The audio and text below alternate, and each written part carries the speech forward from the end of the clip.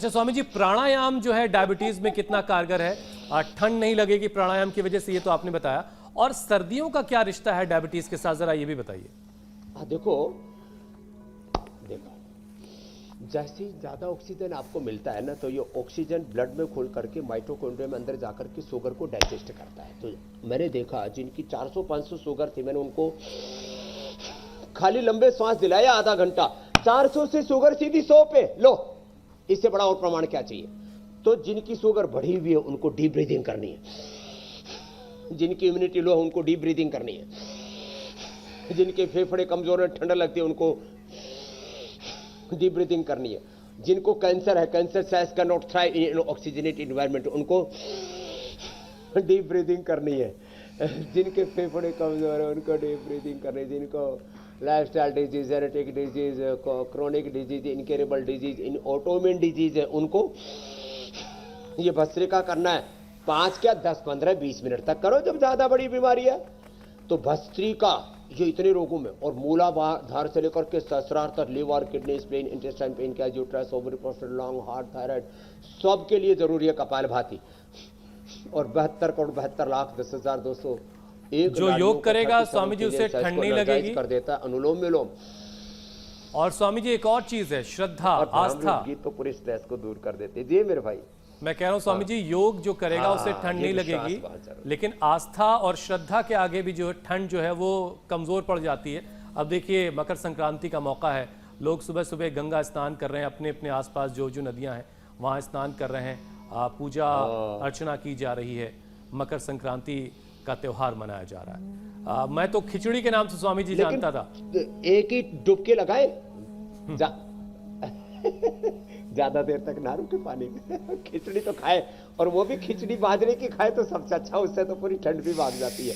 बाकी मूंग की दाल और चावल, मूंग की दाल छिलके वाली और चावल थोड़े कम अभी, और बाकी दोनों तो बराबर बोलते हैं। इस समय जो खिचड़ी खाए ना, उसमें मान लीजिए 300 ग्राम मूंग की दाल, 200 ग्राम ही चावल मिला है, और वो भी मूंग की दाल छिलके वाली, और चावल यदि ब्राउन राउस हो तो और अच्छा। बाकी जो भी जिसको मिल जाए खा लो, आनंद करो। और जो स्वस्थ हो, खिचड़ी में घी डाल करके खाओ, खिचड़ी के 3 यार, घी, पापड़ और अचार, और उसमें थोड़ा गुड़ और शक्कर और डाल दो, तो फिर सब मामला ही जोरदार हो जाता है। स्वामी जी हम जो तस्वीरें दिखा रहे हैं वो अलग अलग आपसे बस कुछ ही फासले पर है, हर की पैड़ी हरिद्वार में, वहाँ की ये तस्वीरें हैं। अच्छा स्वामी जी जरा कुछ आनंद वाले पॉइंट्स भी बता दीजिए। कुछ पॉइंट्स आपने बीच में बताए थे, हमारी संस्कृति। एक बार फिर एक्यूप्रेशर पॉइंट्स बता दीजिए, जरा लोग जल्दी से नोट डाउन कर लें। डायबिटीज वाले देखो, हाँ देखो, जरूर जरूर, ये डायबिटीज के लिए, पेनक्रियाज के लिए। अब डायबिटीज का असर किडनी पर होता है, इसलिए ये किडनी के लिए है। डायबिटीज का असर आंखों पर होता है, उसके लिए आईग्रिट भी ले, अक्षि तर्पण भी कराए, थोड़े नंगे पैर घास पर आदि पर चले, ये अभी थोड़ा देर में शुरू कर देना चाहिए, ये आंख के लिए। फिर उसका असर न्यूरोपैथी बहुत खतरनाक होती है, उसके लिए पीछे के सारे पॉइंट दबाएं, देखो ये। और न्यूरोपैथी हमने ठीक कर दी हुसैन भाई, ये बहुत बड़ा चैलेंज था। अब मेरे पास ऐसे सैकड़ों रोगी आ चुके हैं जिनको मैंने बताया था कि आप न्यूरोग्रिट लेना, अश्वशिला लेना, ओमेगा लेना, और उन्होंने लिया और अनुलोम विलोम 1-1 घंटा किया, और ये पीछे के पॉइंट दबाए, और जोर से ताली बजाओ ऐसे, और न्यूरोपैथी भी दूर हो गई। एक बड़ी उपलब्धि है। नहीं तो न्यूरोपैथी अंदर से आदमी को ना न जीने देती है न मरने देती है, बहुत पीड़ादायक होती है, वो भी दूर हो जाती है ये पीछे के पॉइंट दबाने से।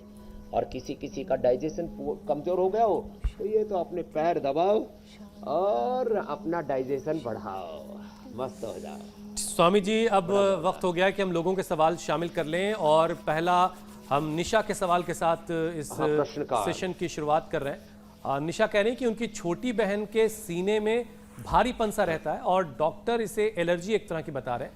अब ये सीने का भारीपन कैसे दूर होगा?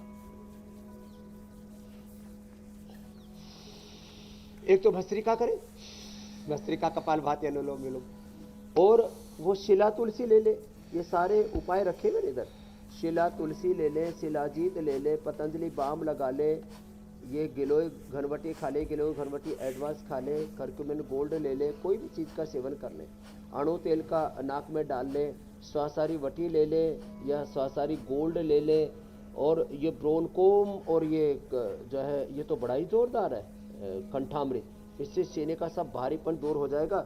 नहीं तो स्वासारी क्वाथा ही पी ले, स्वासारी प्रवाही ले ले, छोटे छोटे उपाय हैं ये। तो ये छाती का भारीपन और प्राणायाम करें, और ये पतंजलि बाम या दिव्य धारा ऐसे लगा भी ले छाती पर। और जैसे मैंने बताया था ना, सुबह उठ करके शंख बजाए, इससे आधा से 1 मिनट तक बजा सकते लंबा।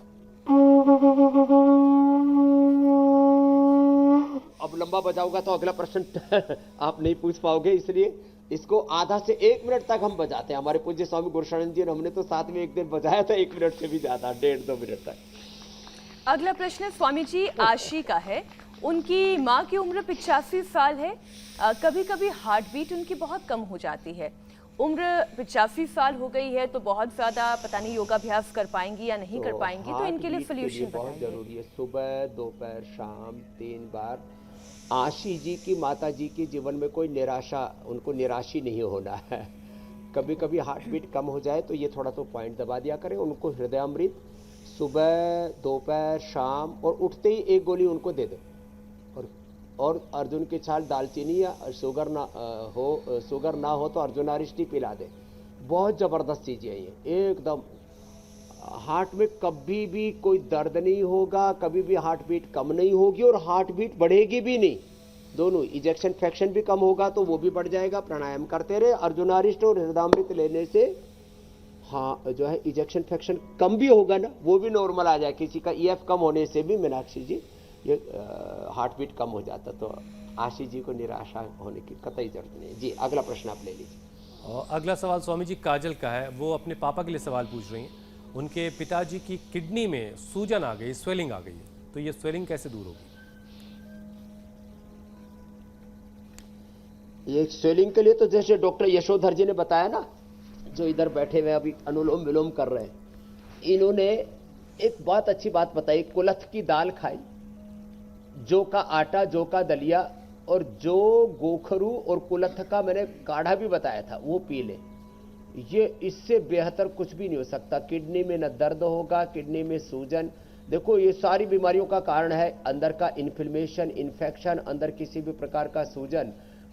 और उसके लिए ये अर्धमत्स्येंद्रासन, वक्रासन आदि ये अभ्यास भी करते रहे। जितना मंडूक आसन, पवन मुक्त आसन ही कर ले, उसी से ठीक हो जाएगा। और खाने के बाद चंद्रप्रभा वटी गोक्षरादि गुग्गुल, खाली पेट पुनर्नवादि मंडूर, उससे सूजन भी और अंदर यदि गांठ भी हो ना किडनी में सिस्ट हो तो भी घुल जाती है। और रीनोग्रिट तो परम औषधि, और ये दोनों हाथों में और दोनों पैरों में। ये पॉइंट भी दबा ले। अगला प्रश्न आप ले लीजिए। अच्छा स्वामी जी, देखिए ये अकेला ऐसा कार्यक्रम है, करेंगे ज्यादा से ज्यादा लोगों के प्रश्नों का समाधान देंगे, जहां योग के जरिए बीमारियां दूर होती हैं, सारे रिश्तों की खूबियां यहां दिखती हैं।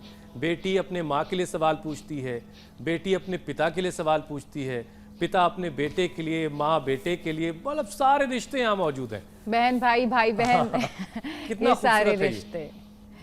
बिल्कुल ठीक योग कह रहे से हो सब जुड़ गए। योग ने जोड़ दिया पूरे कुटुंब को। बिल्कुल।